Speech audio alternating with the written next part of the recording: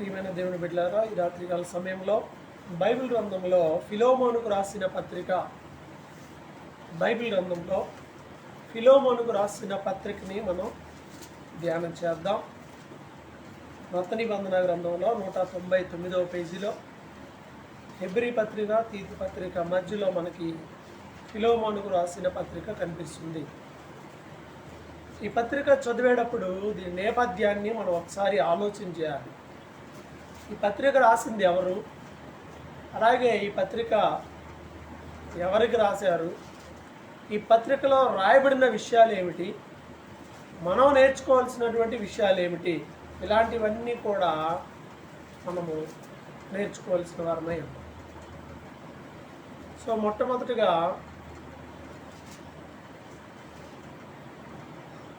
ఈ పత్రిక రాసింది ఎవరు, అక్కడ క్లియర్గా రాయబడింది. అపోస్తులుడైన పౌలు. ఎవరికి రాశాడు? ఫిలోమోనుకు రాశాడు. అపోస్తులుడైన పౌలు ఫిలోమోనుకు రాశాడు. ఈ ఫిలోమోను అంటే ఎవరు? చాలామంది ప్రార్థనకి వెళ్తారు కానీ ఈ ఫిలోమోను, తీతు, తిమోతి ఇలాంటివి వింటారు కానీ వాళ్ళ గురించినటువంటి చరిత్ర సరిగా తెలియదు. ఈ ఫిలోమోను ఎవరు అని అంటే క్లియర్గా మొదటి వచనంలో మనకు కనపడుతుంది. క్రీస్తు యేసు ఖైదీ అయిన పౌలును, అంటే ఈ పత్రిక రాసినప్పుడు పౌలు గారు చెరసాలలో ఉన్నాడు. చెరసాలలో ఉండి ఉత్తరాన్ని రాస్తున్నాడు. సహోదరుడైన తిమోతియు, మా ప్రియుడును జతపనివాడునైన ఫిలోమోనుకు. ఎవరిప్పుడు ఫిలోమోను అంటే ఎవరు అంటే పౌలు యొక్క జతపనివాడు, అంటే పౌలు గారిలాగా పరిచయం చేసేవాడు. ఆయన కూడా ఆ పరిచర్య చేస్తూ ఉన్నప్పుడు ఈయన దగ్గర ఎవరైతే వాక్యాన్ని విన్నారో, లేదా అపోస్తులతో పాటు ఇంకొంతమంది ఎవరైతే ఉన్నారో, శిష్య బృందం చాలామంది ఉన్నారుగా, 12 మంది శిష్యులే కాదు, ఇంకా చాలామంది శిష్యులు కూడా ఉన్నారు. అప్పటికో 120 మంది కూడా పెంతెకొస్తు పండుగ దినమున ఆత్మ కుమ్మరింపులో, పరిశుద్ధాత్మ అభిషేకంలో అనేక మంది కూడా ఉన్నారు. అలాగే సంఘ అవసరతల నిమిత్తమై మరికొంతమందిని కూడా సంఘంలో చేర్చుకున్నట్టుగా మనం చూస్తూ ఉన్నాం. అయితే ఫిలోమోను అనేటువంటి వ్యక్తి కూడా పౌలు గారి వలె స్వార్థను ప్రకటించేటువంటి వ్యక్తి. అందువల్ల ఆయన జత పనివాడిగా ఈయన అభివర్ణించి రాశాడు. ఇక్కడ ఆ ఫిలోమోనికి రాస్తూ అంటున్నాడు 2వ వచనంలో, మన సహోదరి అయిన అప్పియకును, తోడి యోధుడైన అర్కిప్పునకును, నీ ఇంట ఉన్న సంఘమునకు శుభమని చెప్పి రాయినది. సహోదరి అయిన అప్పియకు అంటే ఈ ఫిలోమోను గారి యొక్క భార్య. వీరిద్దరూ కూడా ఏం చేస్తున్నారంటే సంఘాన్ని ఏర్పాటు చేశారు. ఎక్కడ? ఆది సంఘంలో ఉన్న సంఘాలన్నీ కూడా, మొదటి శతాబ్దంలో ఉన్న సంఘాలన్నీ దాదాపు కుటుంబాల్లో ఉన్న సంఘాలే. ఇంట్లో ఉన్న సంఘాలే. వాళ్ళ ఇంట్లో ఉన్న సంఘం, వీళ్ళింట్లో ఉన్న సంఘం.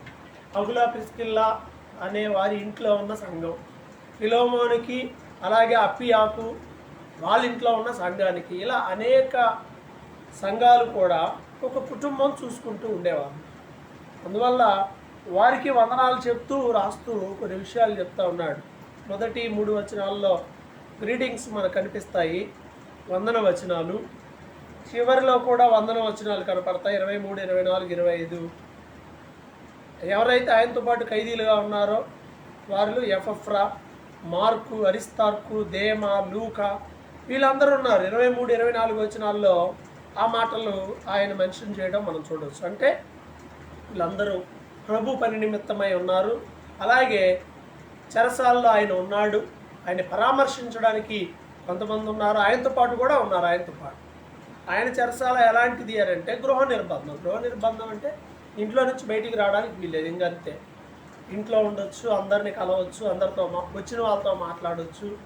ఇంకా ఆయనకి ఇంట్లో ఏమైనా చేయడానికి స్వాతంత్రం ఇవ్వబడుతుంది. సో అలా ఉన్నప్పుడు ఆయన రాసిన పత్రికలో ఉన్న విషయాలను చూస్తే 4 నుండి 22 వరకు విషయాలు మనకి కనిపిస్తాయి. వాటిని చూద్దాం. 4వ వచనంలో, నీ ప్రేమను గూర్చి ప్రభువైన యేసు ఎడలను సమస్త పరిశుద్ధ ఎడలని కలిగి ఉన్న విశ్వాసమును గూర్చి నేను విని నా ప్రార్థన యందు నీ నిమిత్తము విజ్ఞాపనం చేయొచ్చు. ఎల్లప్పుడూ నా దేవునికి కృతజ్ఞతాస్తుతులు చెల్లించు, క్రీస్తును బట్టి మీ అందున్న ప్రతి శ్రేష్టమైన వరం విషయమై నీవు అనుభవపూర్వకముగా ఎరుగుట వలన ఇతరులు నీ విశ్వాసమందు పాలివారు అగుట అనున్నది కార్యకారి కావాలని వేడుకొనుచున్నాను. ఇక్కడ రాయబడిన మొదటి విషయం ఏమిటి అంటే ఆయన ప్రేమ దేవుని పట్ల, అలాగే పరిశుద్ధుల పట్ల ఆయనకున్నటువంటి విశ్వాసాన్ని పౌలు గారు విన్నప్పుడు దానిని బట్టి దేవునికి కృతజ్ఞతలు చెప్తున్నాడు. ఎవరిని బట్టి? ఫిలోమోనుని బట్టి పౌలు గారు దేవునికి కృతజ్ఞతలు తెలియజేస్తున్నాడు. ఎందుకు అనంటే ఈయన దేవుని అలా ప్రేమిస్తున్నాడు, దేవుని బిడ్డల పట్లంతా విశ్వాసాన్ని ప్రదర్శిస్తున్నాడు. అంటే సంఘంలోకి అనేక మంది పరిశుద్ధులు ఆ సంఘం నుంచి ఈ సంఘానికి వచ్చినప్పుడే కానివ్వండి, అలాగే ఇతర విశ్వాసులు, ఇతర సేవకులే కానివ్వండి, వీళ్ళందరూ వచ్చినప్పుడు వారి పట్ల వీరు చూపించేటువంటి ప్రేమ, విశ్వాసం, ఆతిథ్యం ఆది సంఘంలో బాగా ఉండేవి. ఇప్పుడేమో ఈ సంఘం ఆ సంఘం అని అంటే సంఘాలకే పడని పరిస్థితిలోకి వచ్చేసి, ఆది సంఘంలో అలా లేదు. ఫిలోమోను సంఘం వచ్చినా, కొలస్సీలో ఉన్న సంఘం వచ్చినా, యెరూషలేములో సంఘం వచ్చినా ప్రేమ ఉండేది, సంఘాల మధ్య ప్రేమ. యెరూషలేము అనే సంఘంలో భయంకరమైన కరువు వచ్చినప్పుడు, ఇబ్బంది వచ్చినప్పుడు మిగతా సంఘంలో వాళ్ళందరూ స్పందించారు. మిగతా చిన్న చిన్న సంఘాలు కూడా స్పందించి వాళ్ళకి ఉపకార ద్రవ్యాన్ని ఇవ్వడం మనం చూసాం. అంటే సంఘాల మధ్యలో ప్రేమ, ఆప్యాయత అనేది ఉండింది. సంఘాల మధ్య అది ఉండడం ఎంతో అవసరం. అలాగే సేవకుల మధ్య, విశ్వాసుల మధ్య కూడా. కాబట్టి ఇక్కడ ఆయన అదే చెప్తున్నాడు, పరిశుద్ధుల పట్ల నీకున్న విశ్వాసాన్ని బట్టి విని నేను నా ప్రార్థన చేసేటప్పుడల్లా నేను దేవునికి, నిన్ను బట్టి దేవునికి కృతజ్ఞత చెల్లిస్తున్నాను. మొదటి విషయం, మనల్ని బట్టి దేవునికి కృతజ్ఞతాస్తుతులు చెల్లించే స్థాయిలో సేవకులు ఉన్నారంటారా? నన్ను బట్టి పర్వాలేదు అనే పరిస్థితి ఉందా? చాలామంది విశ్వాసాలను బట్టి సేవకుడు బాధపడే పరిస్థితి ఉంటా ఉంటారు.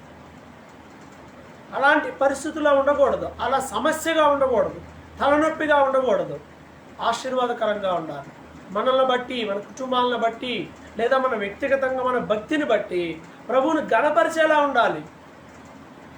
అలా కాకుండా సమస్యలు తీసుకొస్తూ ఉంటాం, లేకపోతే ఇబ్బందికరమైన పరిస్థితులు ఏమాత్రం కూడా ఉండకూడదు. ఆ తర్వాత ఇంకో విషయం అంటున్నాడు, ప్రతి శ్రేష్టమైన వరము విషయమై నీవు అనుభవపూర్వకముగా ఎరుగుట వలన ఇతరులు నీ విశ్వాసమందు పాలివారవుట అనున్నది కార్యకారి కావాలి. అంటే ఏమన్నాడంటే ప్రతి శ్రేష్టమైన వరాన్ని నువ్వు అనుభవించాలి, అట్ ద సేమ్ టైం నీ దగ్గర నుండి ఇతరులు కూడా దాంట్లో పాలివారు అవ్వాలి, అంటే వాళ్ళు కూడా దాంట్లో భాగస్థులుగా అవ్వాలి అనేది కార్యకారి కావాలను. అంటే అది క్రియారూపం దాల్చాలి అని.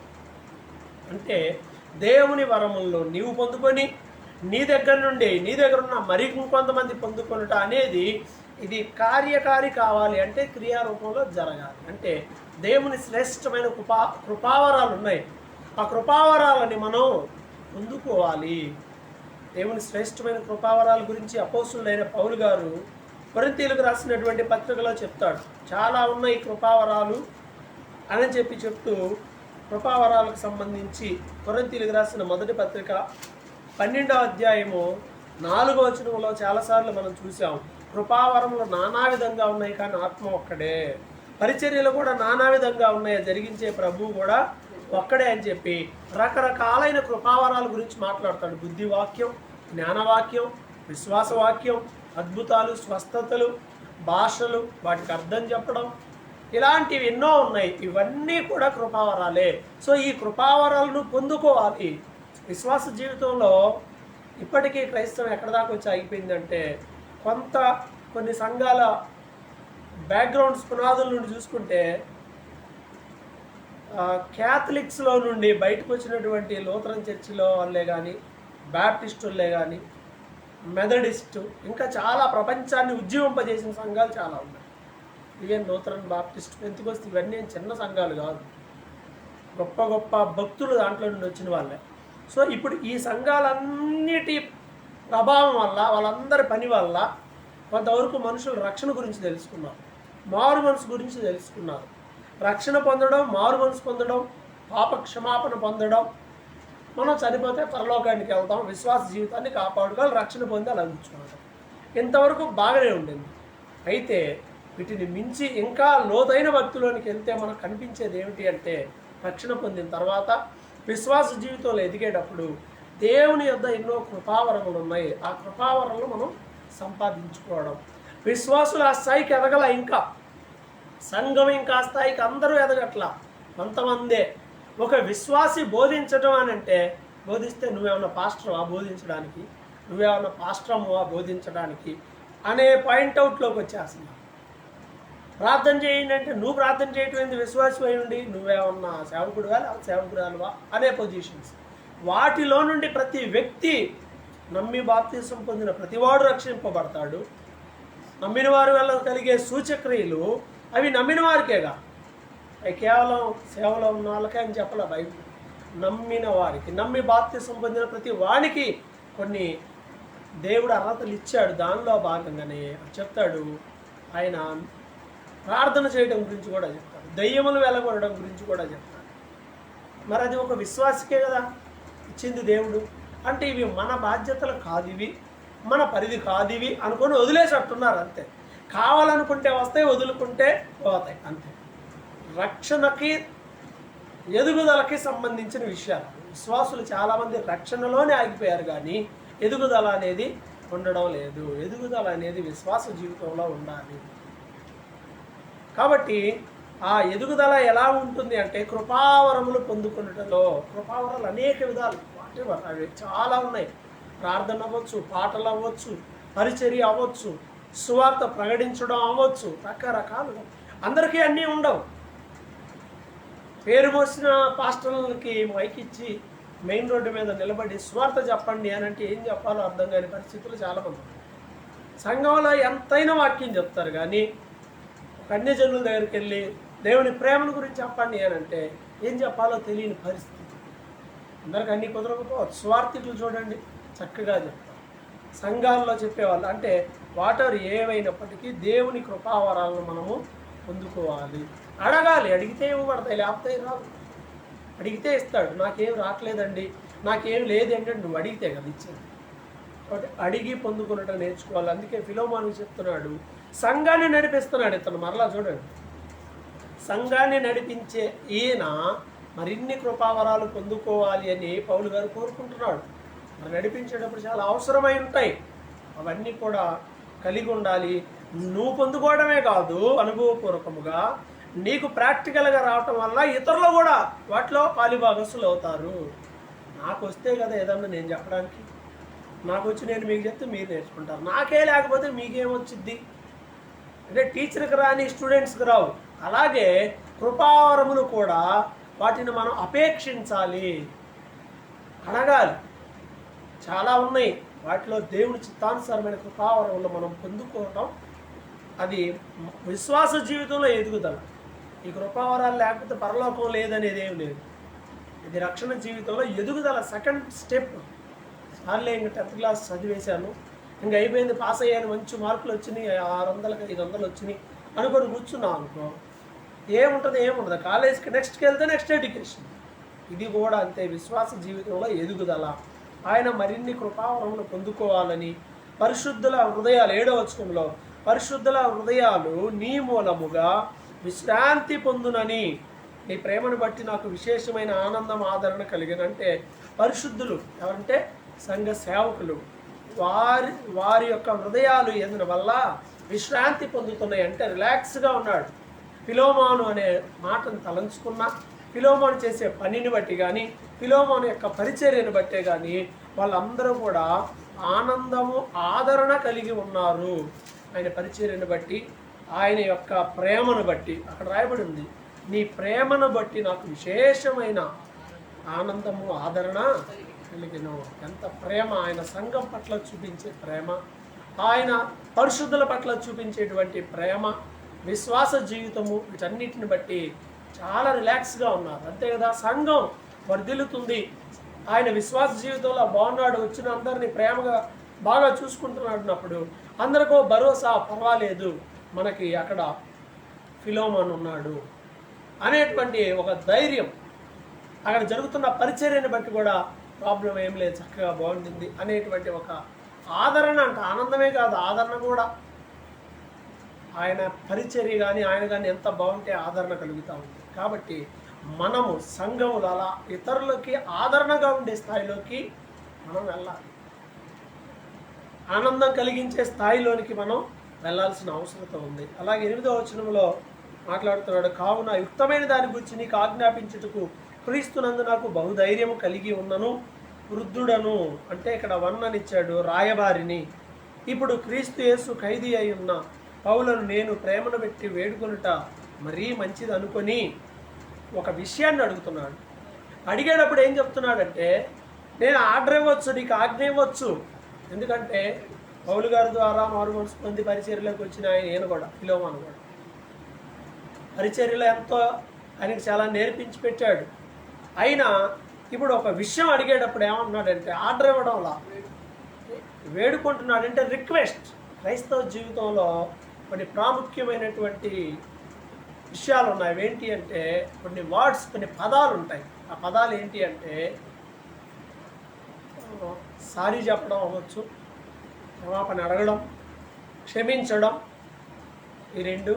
కృతజ్ఞత వచనం, కృతజ్ఞత అంటే థ్యాంక్స్ చెప్పడం. నాలుగోది ఏదన్నా ఉంటే రిక్వెస్ట్ చేయడం. ఈ నాలుగు చాలా ప్రాథమికమైనటువంటి విషయాలు, మనం నేర్చుకోవాల్సింది. అడిగేటప్పుడు రిక్వెస్ట్ ఉండాలి. ఆయనకి ఆజ్ఞాపించడానికే ఉంది. ఇలా మనం అలా చెయ్యి అంటే చేసేస్తాడు ఆయన. అయినప్పటికీ ఆయన రిక్వెస్ట్ చేస్తున్నాడు.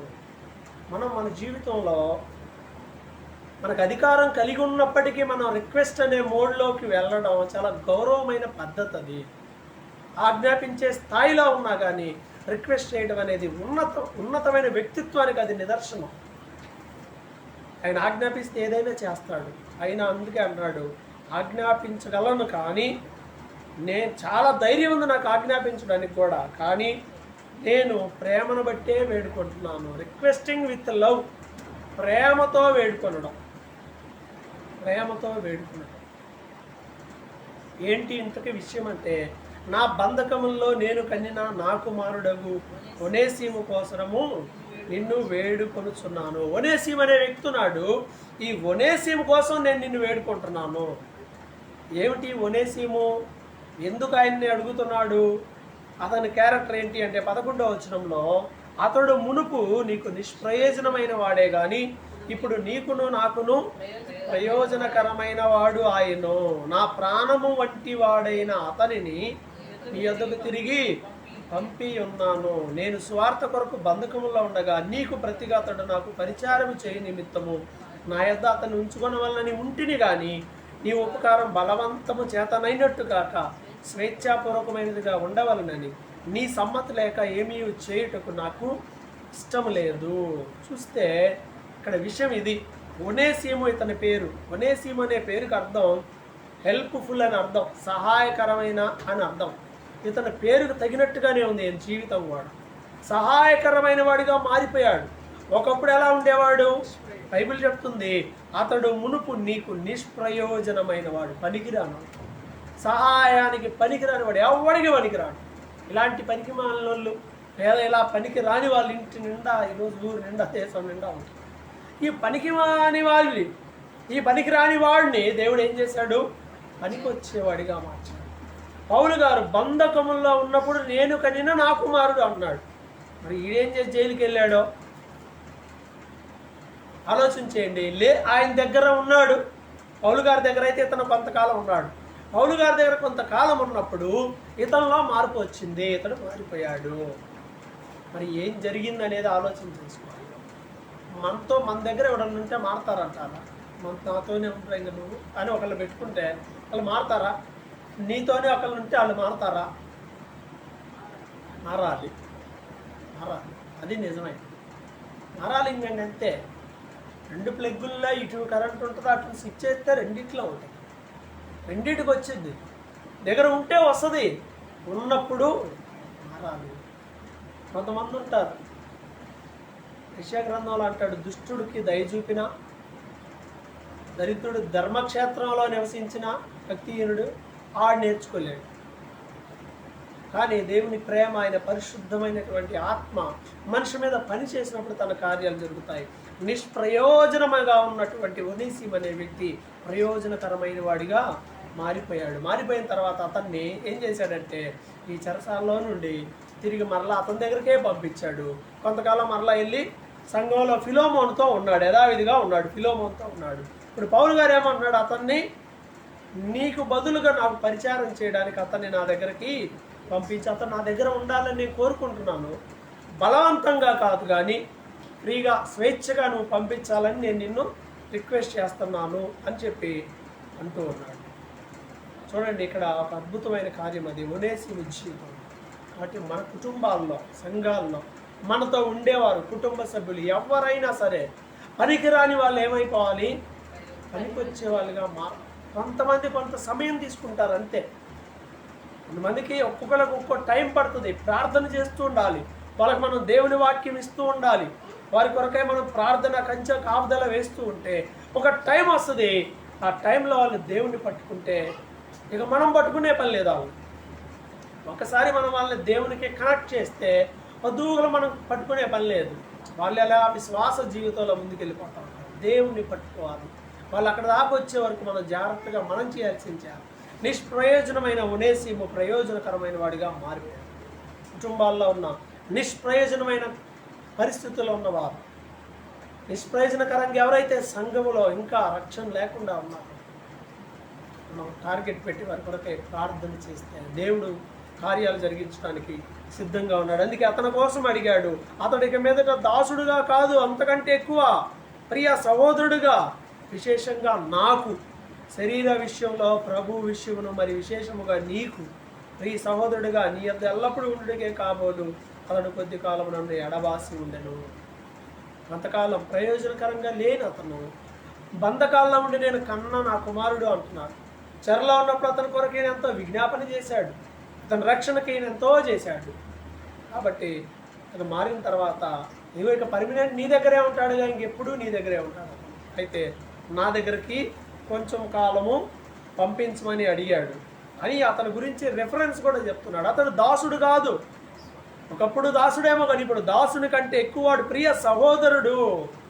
సహోదరుడు అంటే ఆ పదానికి సహా ఉదరము నుండి పుట్టినవాడంటే తోడబుట్టినవాడు అని అర్థం.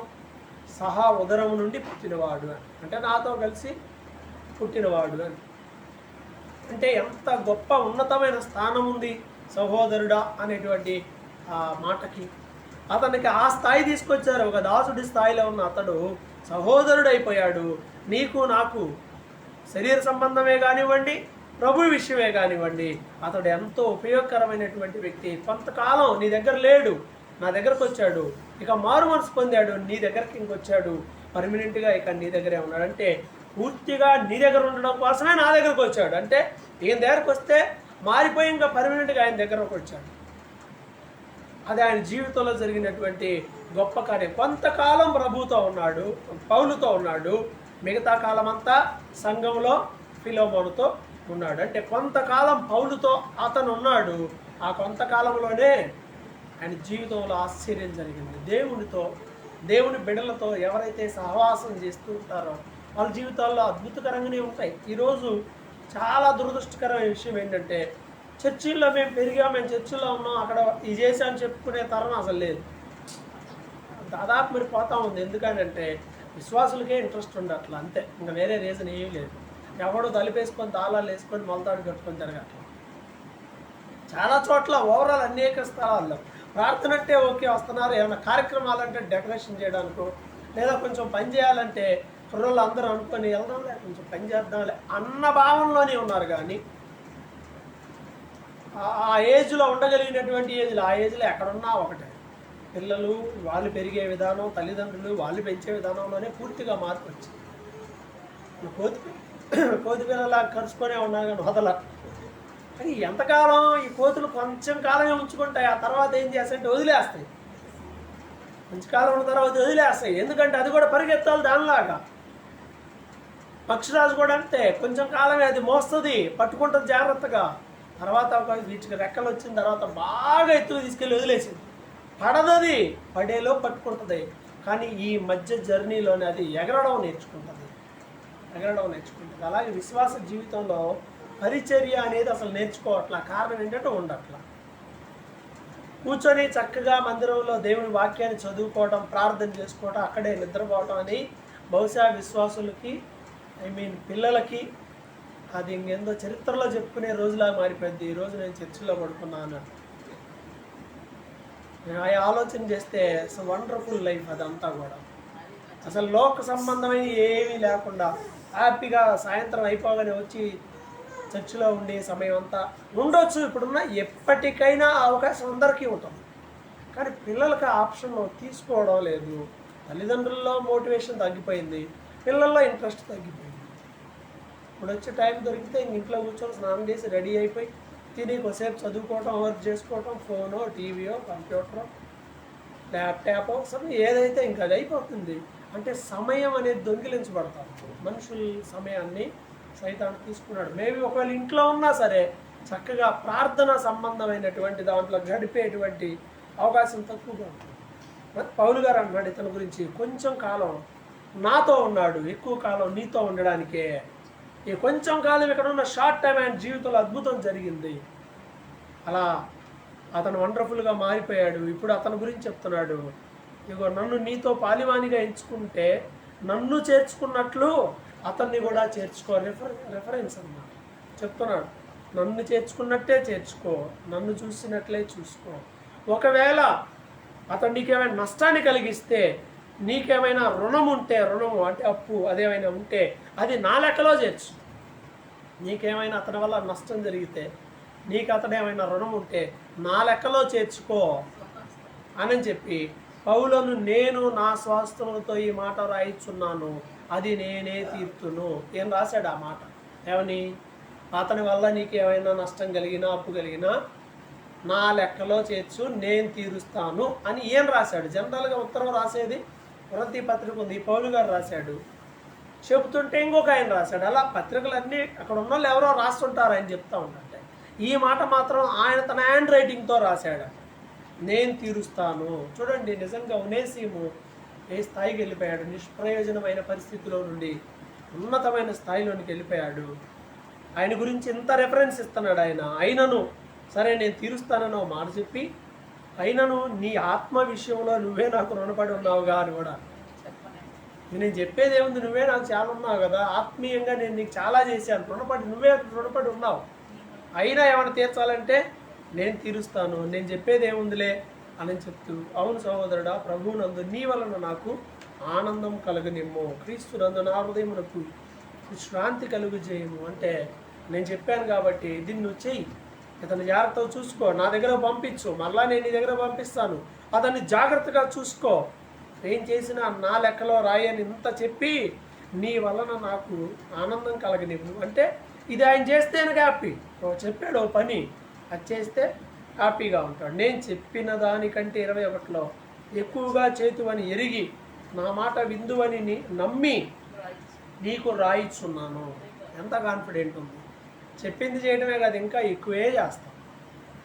చెప్పిన దానికన్నా ఎక్కువే చేస్తావని నేను ఎరిగి నా మాట వింటావని నేను నమ్మి రాస్తున్నాను నీకు. అంతేకాదు, ప్రార్థన చేస్తూ ఉండు, నీ ప్రార్థన మూలంగా నేను నీకు అనుగ్రహింపబడతానని నిరీక్షిస్తున్నాను. అంటే ప్రార్థన చేయి, నేను నీకు అనుగ్రహింపబడతానంటే అర్థం ఏంటి? నేను ఈ చెర నుండి విడుదల పొంది మరలా నీ దగ్గరకు వచ్చి నిన్ను చూస్తాను కనుక నా నిమిత్తం బస సిద్ధము చేయము. విశ్వాసం కలిగి ఉంటే నా కోసం ప్రార్థన చేయి, నేను విడుదల పొందితే తప్పకుండా నీ దగ్గరకు నేను వస్తాను. క్రీస్తు యేసునందు నాతో కొంతమంది ఖైదీలు ఉన్నారు అని వాళ్ళందరి పేర్లు రాసి వాళ్ళందరూ కూడా నీకు వందనాలు చెప్తున్నారు, దేవుని కృప మీకు తోడైండునుగా అని చెప్పి పత్రికను ముగించాను. సో ఈ పత్రికలో మనం నేర్చుకోవాల్సింది ఏమిటి అంటే, పౌలుతో పాటు ఉన్నటువంటి ఫిలోమోను పౌలు దగ్గర ఎంతో నేర్చుకుని తను ఒక సంఘానికి నాయకుడయ్యాడు. అంత మాత్రమే కాదు, ఇంకా ఎన్నో కృపావరాలు పొందుకోమని పౌలు గారి ద్వారా సూచనలు పొంది విశ్వాస జీవితంలో, సేవా జీవితంలో ఎంతో డెవలప్ అయ్యాడు. అలాగే ఒనేసిమ్ అనే క్యారెక్టర్ ఈ పత్రికలో మనకు కనిపిస్తుంది. ప్రయోజనకరంగా లేనివాడు, నిష్ప్రయోజనమైన వాడు పౌలు గారి దగ్గర ఉండటం వల్ల ప్రయోజనకరంగా మారిపోయాడు. అలా నిష్ప్రయోజనంగా ఎవరైతే ఉన్నారో వారు కూడా ఒనేసిములాగా మారిపోవాలని మనం ప్రార్థన చేద్దాం. అలాగే చూడండి, ఈయన తన కోసం ఖర్చు పెట్టుకోవడానికి కూడా పౌలు గారు సిద్ధపడుతున్నాడు. క్రైస్తవులు ఎప్పుడు మంచి సమరయుల వలె ఉన్నారు. సంపాదించుకొని మేడల మిద్దలు కట్టుకోవటమే కాదు, తప్పు లేదు అవన్నీ చేయటం. ఇతరుల కొరకు మనం ఏం చేయగలుగుతున్నాం? మనం ఎంత సంపాదించామని చూసుకుంటాం, కానీ నేను దేవుని కోసం, దేవుని రాజ్యం కోసం, దేవుని పరిచర్య కోసం నేను ఎంత ఖర్చు పెట్టాను అనేది చూసుకోవాలి. అది అతి ప్రాముఖ్యమైనది. సో ఆయన ఆ పని చేసి ఆయన గురించి ఎంతో భారం కలిగి ప్రార్థన చేశాడు. ఇవి మనం నేర్చుకోవలసినటువంటి అంశాలు. కాబట్టి ఫిలోమాను వలె మనం కృపావరం పొంది ఎదగాలని, ఒనేసిము వలె ఎవరైతే నిష్ప్రయోజనకరంగా ఉన్నారో వారు ప్రయోజనకరంగా మార్చబడాలి అని విశ్వాస జీవితంలో మనల్ని బట్టి దేవునికి సంఘాన్ని నడిపించేటువంటి సేవకులకు ఆశీర్వాదకరంగా ఆనందకరంగా మనం ఉండేలా ఉండాలని ప్రార్థన చేద్దాం. తల ఉంచినట్లయితే ప్రార్థన చేసుకుందాం.